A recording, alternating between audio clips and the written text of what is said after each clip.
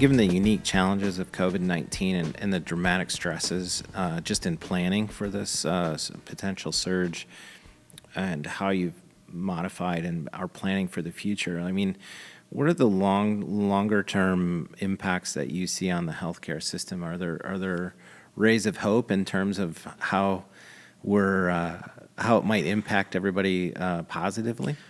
Yeah, no, there's with any kind of crisis, you have to stop, pause, and think there might be some silver lining with this, right? Otherwise, why do we have to go through it? Yeah. Right. So Right.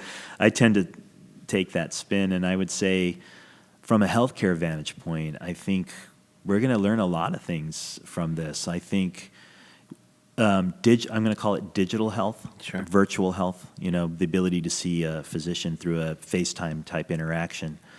I think that's going to accelerate dramatically. And I think we're going to learn in these next quarter or two, like how much we can deliver to patients in the privacy of their own home, Sure. in the privacy of the physician's home, right?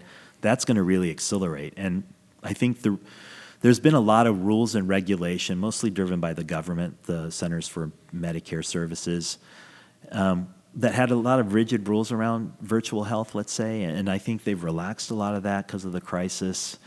They've been like, hey, you can do a Skype call, you can do a FaceTime call, Sure. you can do so. That was not allowed 10 days ago. Yeah, right. So I think with this, relaxing on some of the regulatory components of how to give this care, we're now like, it's opened up like this innovation. So I think this crisis has really breeds innovation. I think the crisis helps melt away the hand-holding change management stuff that we have to sometimes do. Sure. I think we're really trying to present our best selves to the patients. We're really trying to be there for the patients because they find comfort with that. Yeah. Like, hey, I'm having issues with my blood pressure. I'm going to be able to talk to Dr. Pai on the Yeah. FaceTime call. I think we need to create that normalcy for them. Sure. Because as you said, there's so many people that aren't going to get this and still have their normal ailments, right? Right. So I think that's one thing. I think two is healthcare's been a laggard in this work from home best practice, right? Thinking that if you're working from home, you're goofing off, or you're working from home, you're not productive, or if you're working from home, you're playing on the internet. I don't know what we think, but Yeah. but Right. I think we know even in the healthcare environment, there's a lot of things people do that works. It could work from home. Like we Yeah. have these people called social worker care managers or nursing care managers. Think of them as air traffic controllers trying to help patients get from Sure. out of the hospital back to the clinic, and they might work with a home health agency. They might work with a behavioral health person too. And I think a lot of that can be virtual. Right now Sure. it's telephonic, so why can't it be Yeah. virtual with the video? I think so. We're going to get better about working from home for certain types of jobs. Yeah. There's Well, I think that impacts not just healthcare, Yeah, but that's absolutely. everybody right now is working remotely. I'd listened to a fascinating podcast with the founder of WordPress.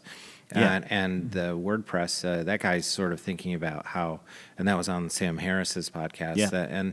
And it was fascinating to think about how this crisis right now around COVID-19 is accelerating the normalcy of this remote, call it tele or digital conference or whatever, or working from there. This is a fundamental shift. I don't think that's going away. I think a large percentage or a substantial percentage of people are going to continue to work from home more, maybe not exclusively, but the capability is there. I absolutely see that across multiple and different industries. And then I think the last two things that I've sort of noticed, I think it's the prioritization of others that I think we're a little more conscious about that. Like, I don't want my parents to get it. Sure. You don't want your Yeah. parents to get it. They're probably older and they probably have some conditions. Yeah, it's my mom's 80th birthday Yeah, today. okay. So today. well, happy birthday, Brian's mom. But it's just sort of like this disease in that population. I know younger people can get more severe cases as well and need a ventilator and things, but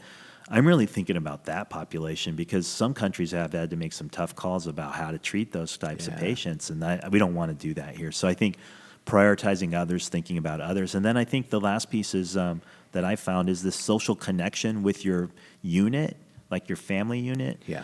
Like I'm spending more time talking to my kids than I thought maybe when they're at school or, it just, I don't know, that's something I've noticed about ourselves. We're talking, we're interacting, we're, laying on the bed together. Yeah.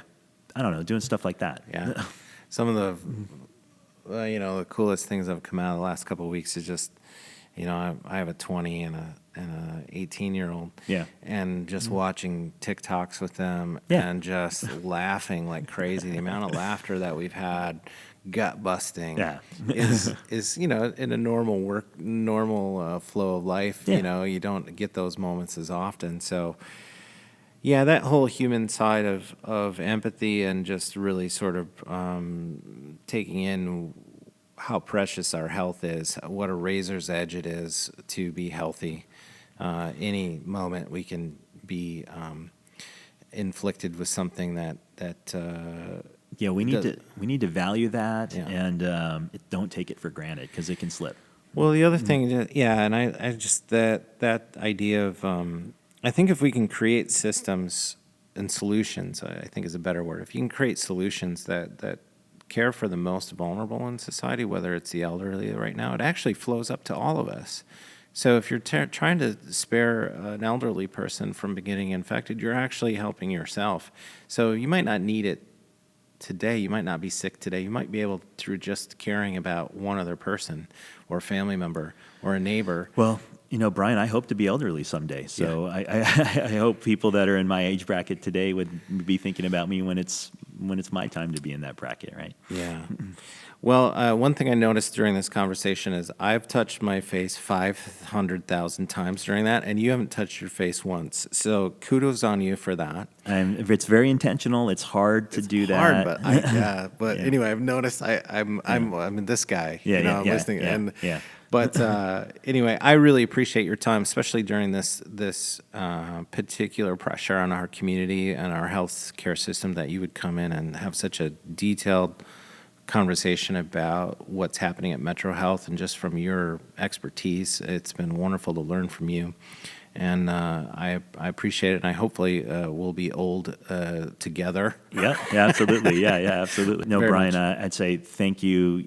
I really appreciated the engagement, the opportunity to talk to the viewers. We're going to get through this. It's going to require sacrifice from everybody, but we're going to be better from this.